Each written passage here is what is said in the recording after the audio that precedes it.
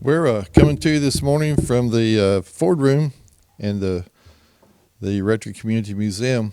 Our special guest this morning is Sherland Hamilton. Sherland has lived his whole life in this community, and so I thought he would be a really good one to interview. I'll tell you right off the bat, my hat, I've had some surgery on my head, and so I'm having to wear a hat all the time now, and I thought it'd look better on the video than that big old patch on my head. So, good morning, Sherland. Good morning. So, you grew up here. I did. All your family was from here, Right. and so let's hear a little bit about your family background. Well, my family background is really my grandfather.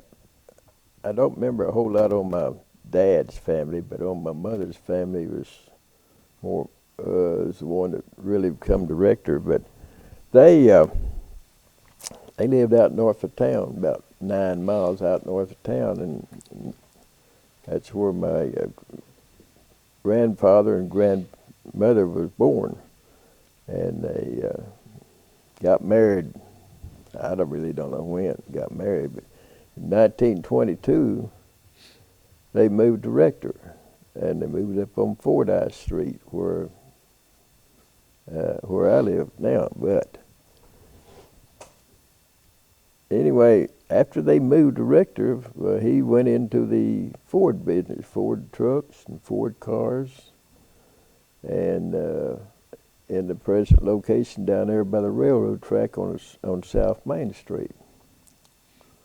Now, whether I don't know if when they moved to town, I don't know if they built that house or if they moved in a house that they bought. Okay. But my grandmother lived and died at 102 years old. And once she moved there in 22, she never moved anywhere else. She lived the rest of her life in that house. Wow. So. And that house is gone now. Yes. It was tall. I remember it had big steps going up. We got some pictures of it. It was a really nice house. But after that, as in 1922, and then in 1927, my grandparents got in, and family got into the fuel business and the gasoline business. Again, at the same location down by the railroad track, actually south of the railroad track. And from there, we just evolved into, as the family grew and got bigger and more people come in to work, you had to find other things to do. So we blossomed out into, in the end, convenience stores. But in the meantime, Joey worked for us, and he was over at the Radio Shack. We had a Radio Shack. We had Ace Hardware. People were shocked to know that you tell people today that we had a Radio Shack. They're shocked, But it was a big business too. It's a bona fide Radio Shack. Sure was. We've had a ton of other businesses, not that much, but I mean, figure of speech, I guess you'd say. But, we have to make room for other people. My cousins come back from the Air Force, and they wanted to work in the business, so I decided we needed, and I had some cousins in the Ace Hardware business in other towns. I remember. And so I decided to just see about putting Ace in, and got that franchise, and we opened up a full-blown Ace Hardware store. And then we, in the meantime, we moved out into Blytheville, Arkansas, with another bulk plant over there for gasoline. But then we started building convenience stores and subways, and there's two things probably most people don't know about me, but I used to deliver cattle feed. We had one of our tanks from the oil business that wasn't using, so we got cattle. And since we've been in cattle business, my grandfather was always in cattle business. In 1916, he brought the first Aberdeen Angus, actually the first registered cattle in the county. Is that 1916. Right? Is that right? And we've got blue ribbons down at the office that show that he was showing them in Little Rock. Wow, that's pretty cool. Well, I remember the feed. When you say cattle feed, you think like grain and hay, but it was liquid cattle feed. That's right. It was liquid cattle feed, and I had it in a tank. And I hauled it out. I was the driver, and I went by myself on these trips and hauled it out as far as Malden, Missouri. I just thought of another business that you were in too. Dot's Catfish Bait. I was fixing to bring that up. Okay, yeah. You used to drive that truck, and for the first 10 minutes you were in that truck, it was terrible. But then apparently you just got used to the smell. It was fine after that, but that first 10 minutes was rough. Yeah, we had a Doc's Catfish Bait. As a result, I guess, of the hardware business, it was sort of encompassed in that, and I ran that over up and down the Mississippi River to all the fishing camps, and it's sort of interesting. Yeah, it was. It really was. We had a farm supply store there with Ace. We sold seed, Milo seed, Northrop King Milo seed. We've been in the appliance business. So I don't know. We just had a whole bunch of businesses. Yeah. You did have a lot of businesses, and that people have no idea that you had, or even that people who moved away right after high school, whatever, have no idea that we had all these things, and new people that move into town have no idea that you had all these businesses. had more fish and tackle than Walmart. I remember that. Guys, Yeah, we did. We bought rods and actually casting baits. Gosh, by the truckloads. I mean, we had lots of it. Yeah. I was there 6 years. I didn't know exactly how long you worked for us. And here's something that people don't know too. But your dad worked for us. He did for like 30 years off That's and on. right. Yeah. He was a mechanic. Yeah, so I feel like family, because between my dad being there all my life and then me being there, I just kind of feel like family to you guys, But this is something that people don't know either, is that I had gone, I left you because I was talked into going into this business, and when they sold out, and I got sold out with the business, and I got a call from Danny Ford on Sunday night, and he said, I'm looking for a guy to work for me. He had just taken over the business, and he said, Sherland told me to call you. And I've always really been appreciative of that, because that turned out to be a really good job, and I appreciate that, because had it not been for you, I really didn't know Danny that well, and it was just a couple of days. I was just out of a job a couple of days, and that's thankful to you. And you've done several things for me. You got me acquainted with Bill Carter, and you got me free tickets to Rolling Stones concert in like 1978, I think. I did. Remember you did? Yeah, yeah, yeah. I didn't know I did. yeah, yeah. That's when I was working there, and you were talking to him on the phone, and whether if you actually got the tickets or not, you had me to talk to him. He said, "Here, come here and talk to Bill." And I had actually met him, not face to face, but through. I was in a band that had a manager in Memphis, and he got us a contract with Warner Brothers, and that's how I got to know Bill the first time. Was he represented us in that contract, which we ultimately didn't take. The band broke up, but so you've been a lot of help to me Okay. all my life, and so okay. Let's talk now about growing up in Rector. Of course, we had the theater, and you know, everybody that's listened to this will know about the Ford Theater that was across the street from the museum here, and that was the center of entertainment. So I guess you went there a lot, huh? Yeah, you know, I think it was, what, 10 cents to go or something like that. And when you got 14, they upped it to a quarter, I believe. Okay. Well, my birthday come up, and I thought, well, shoot, nobody know. I'll just go on. I'll just go on for 10 cents. I think I got caught the second time, but they upped me on the second trip. Well, you know, back when what those days, everybody knew each other.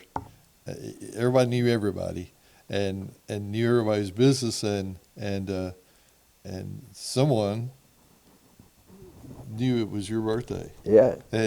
And told Mr. Ford, hey, he's 14. You know, Yeah.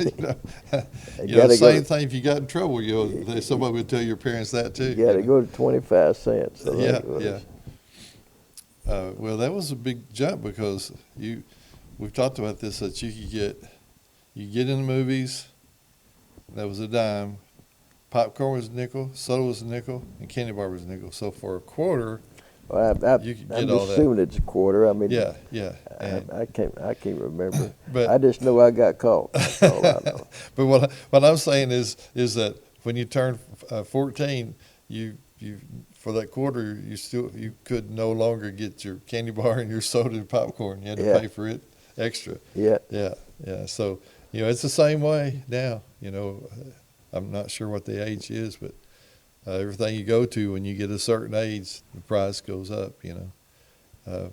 So, and another thing that we talk about a lot is the drawing. So tell me what you know about the drawing that they had downtown on Saturday night. I just know they had a drawing, and you know, I guess I was too young. I don't know. I never did participate in it. Best I remember. I mean, my parents may have, Yeah. but I didn't. I Yeah. really don't know. But I tell you, one of the things about growing up is that was Billy Burt. Oh yeah. Billy Burt lived down the street. He lived about where the statue is sitting now at the Veterans Memorial. Okay. And his stepfather had a bottling works there. Used to have a bottling works. Used to sell sodas. I mean, actually make them. Yeah. I mean, Made the bottles. made everything. I think. We had some of the bottles in a crate. Yeah. Here. Yeah. Anyway, Billy Burt and I were in the same class, and he'd walk up to the Ford agency there, which was about a block, maybe, block and a half, no more. And he would come in, and if it was raining, somebody would take us to school. But if it wasn't raining, we'd walk over the railroad track and walk up the street. And same way at night, if it's raining, pouring down rain, well, somebody'd come get us. But Billy Burt was a really good marble shooter. And so he'd clean out a few of them before the bell rang, for us to go inside. He'd get a few more at recess. Lunchtime, he'd get a few more. then by golly, the recess a few more, and then we'd stay to the afterwards. He'd clean everybody out. We'd go home with marbles everywhere in our pants and coats and sacks or whatever we had to carry. And I really wished I knew what happened to all those marbles, because he really had them. They were probably in 5-gallon buckets upstairs in his house that burned over here. You know? May have, but he was really a very good friend of mine. He was his mother would fish after we'd come in from school, and after we unloaded the pockets out, she had the fishing poles ready and bacon on the line, and we'd go fishing in the town ditch. And, in town ditch? Yeah, town ditch. Oh, yeah. Right there. Well, it's the town ditch that runs underneath the Flash Market, really. Yeah. And we fished up there by the trestle and catch crawdads and take them home. She'd clean them up and cook them for us. I'd never heard a story like that. Yep. That's a new one on me. And then also, they used to have it behind the, I don't know if you remember, surely you remember it, it's the old, not depot, but behind our office was the big platform where they unloaded various things. Yes, yeah. Well, in fact, back when I was young, before I was, actually, I don't know if I've ever really remember one time where they brought cars in, and before you got them off, you had to put the wheels on them to roll to get them out. And we've still got the steel plates that you put on the car and to the wooden platform where you rolled them over. But anyway, really, you had to put the wheels on the cars to roll them out. Because people would steal the wheels and tires off of them? I don't know. When they were setting somewhere?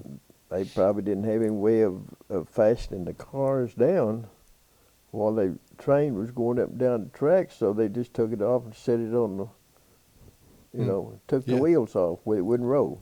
Yeah, wow. And that's just my take on it. Uh-huh. But anyway, it's, then they had, on that same platform, I don't know, we may be getting away from your subject. No. But on that same platform, used to had not hay bales, but cotton bales, and that's where they ship cotton out. So Billy Bird and I and some of the other boys we'd get, when they got 4 of those big bales together, you got a hole. So somebody would get in that hole, and he'd be the it.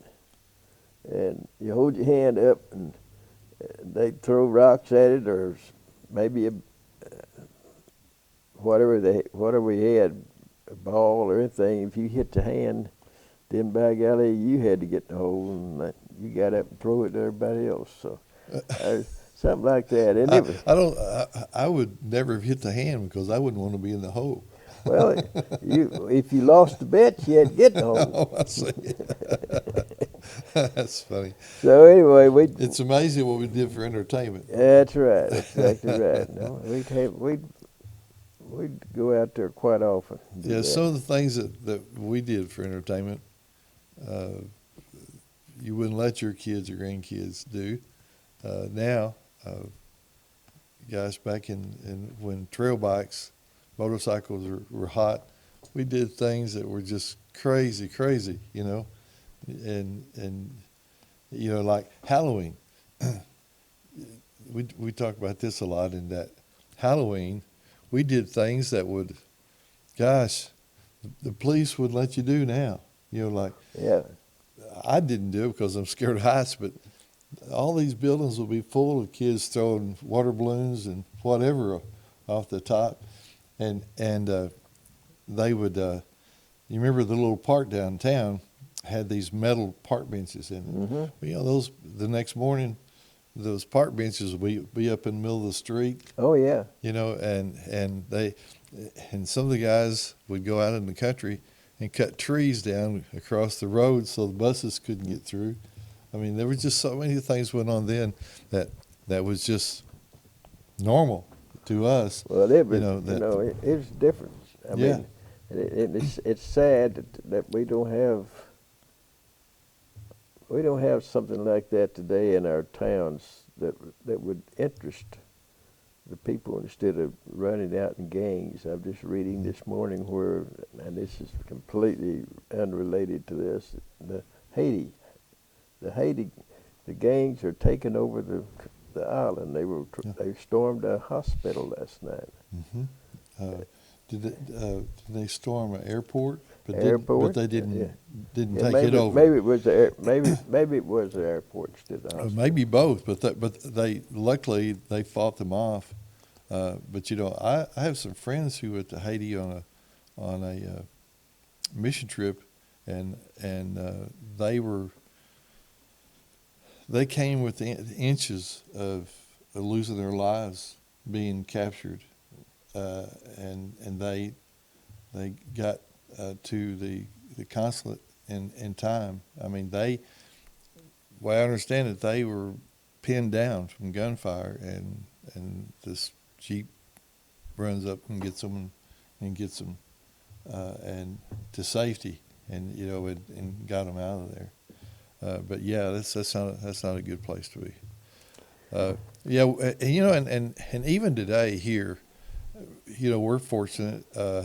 I've seen on Facebook people talking about how their kids like Rector because they can just turn them loose and let them walk the streets. If they can walk up to the caffeinated cow, and not really worried about if they're at the bank and the kids wants to walk down to the caffeinated cow, that's fine. And a lot of places you can't do that today. That's right. It's a lot of places. But when I was a kid and when you were a kid, like you talked a while ago, we just wandered the streets. My parents, we'd get everything done on Saturday by about noon or 1 o'clock, and then we would come to town, as we called it. And my parents might not see me till we came home after 10 o'clock, after everything closed down at 10. And all the business stayed open back then. And I mean, you drive up and down the street, and it's so crowded. With cars, that the people on the sidewalk was walking faster than the cars were rolling. Yeah, you're right, and I've had people tell me that they would get there early so they get a parking place, and they just walk the streets and go in the stores, so that they didn't have to park down where the school is now. Especially for the drawing when it got up to $200. Back then. I mean, it's a lot of money now, but it was a lot of money then. And when it got up to that, someone told me the other day that I think their grandfather, or I maybe saw it on Facebook, won $400. And that was that drawing down here at the park. It was a great big it was deal. huge. I went, but I don't know. I don't know if I ever participated. I don't think. Yeah. I got a couple of pictures here. Here is the tractor that we have on display back here, and you can tell me a little bit about that. See this? Remember the tractor's back here? Yeah, we had it. Well, it'd been over there for a good while. What you got it? What 3 years? 3 years ago? 3 years ago? No. Probably last year. Was it last year? Yeah. Anyway, it's set over here at the at what's now the Visitor Center. Right. And it's 1938, I think, or 39. What I tell? I think 38's right. I'm not sure. And I got it on the. What we did, we sold it new when we were in the tractor business. It's a Fordson.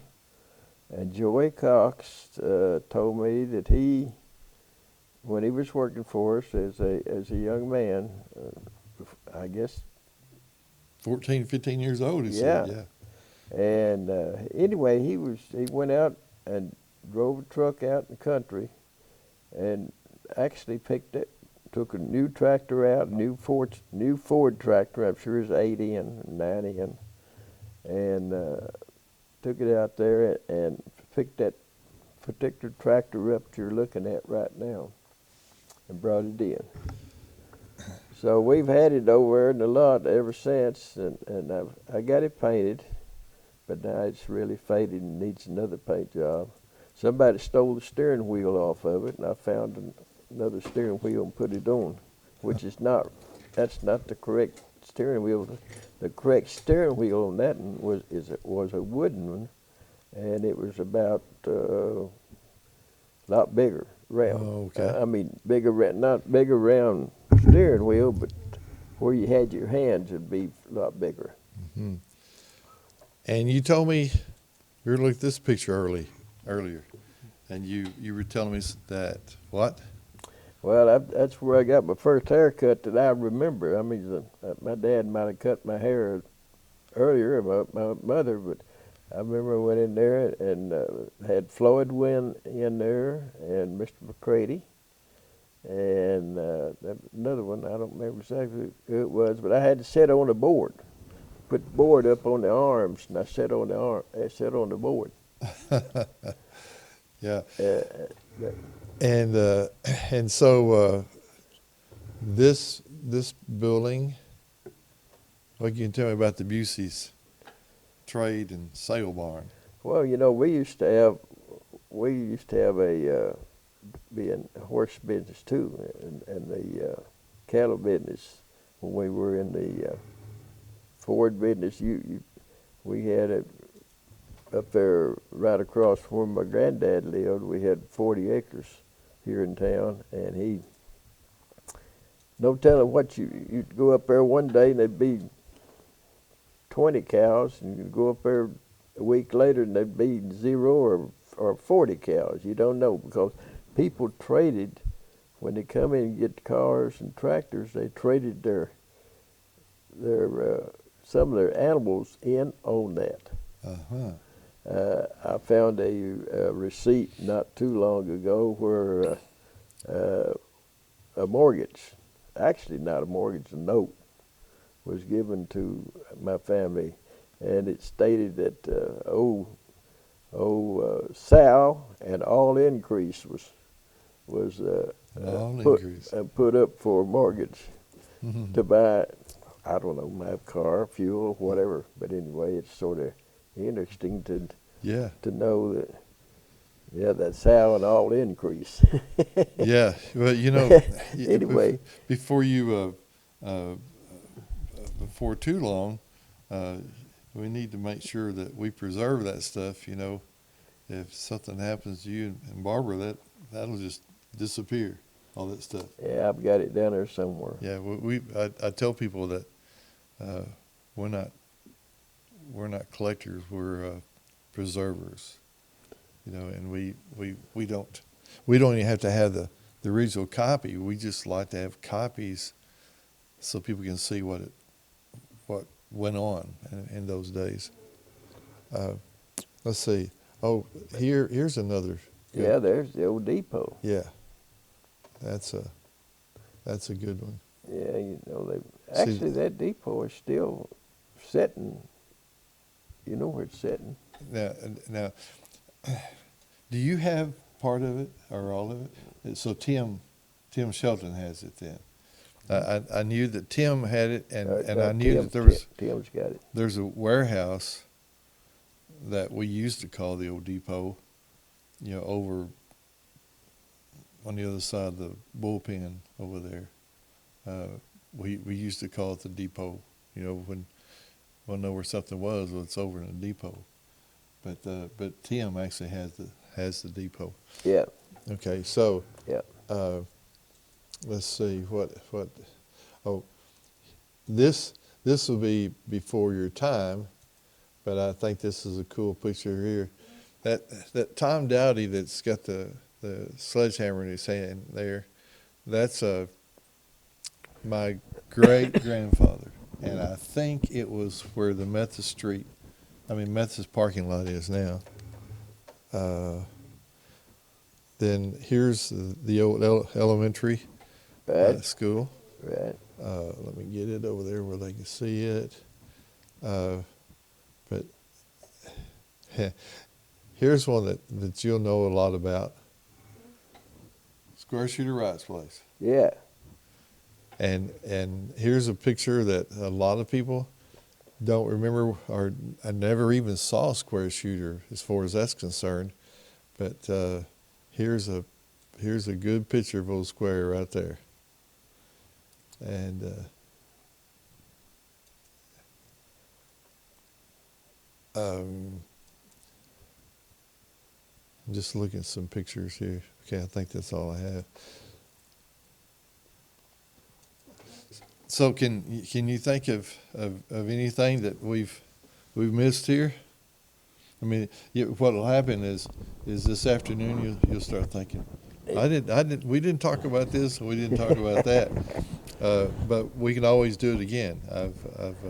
I don't know, Joey. You know, it's hard to recall it. It's instantly. It's.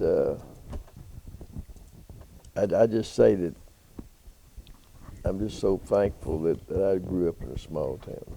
Oh yeah, me too. And it's. You know, wherever you are, you're going to miss something.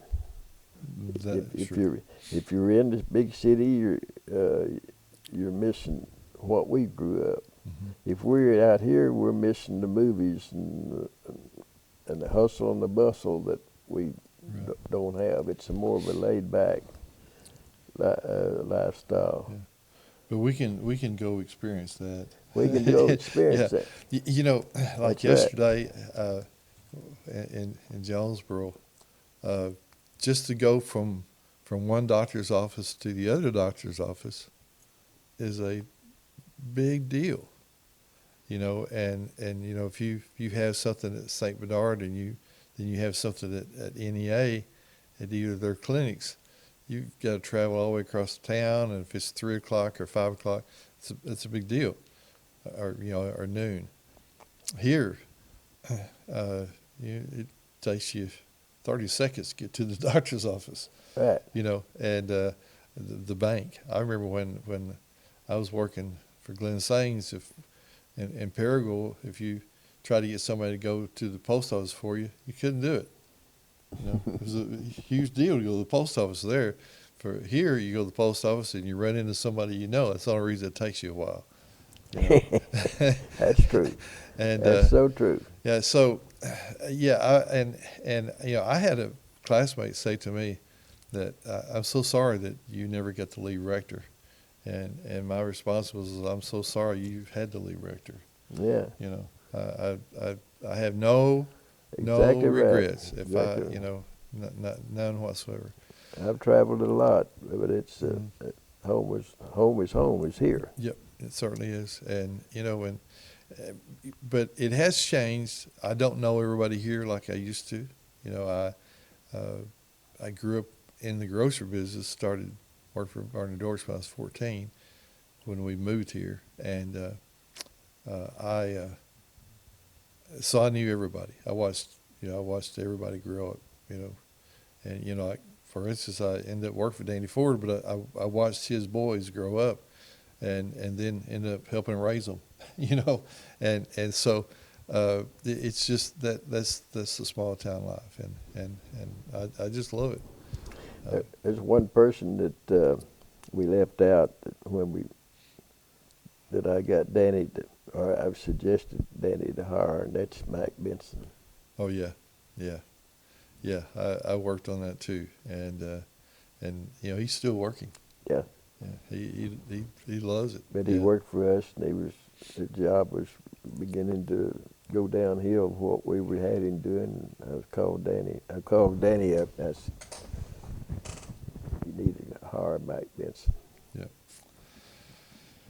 Well, anything, you know, we'll do this again maybe sometime. I've got several on the list to interview, and people seem to be enjoying it. Like I told you a while ago, it took me 4 tries to get Miss K's done because of old equipment, and so I had to order some new computer and some things, and so I told them in the last Miss K's interview, and I was joking, but I was serious, and that our post office box is 313.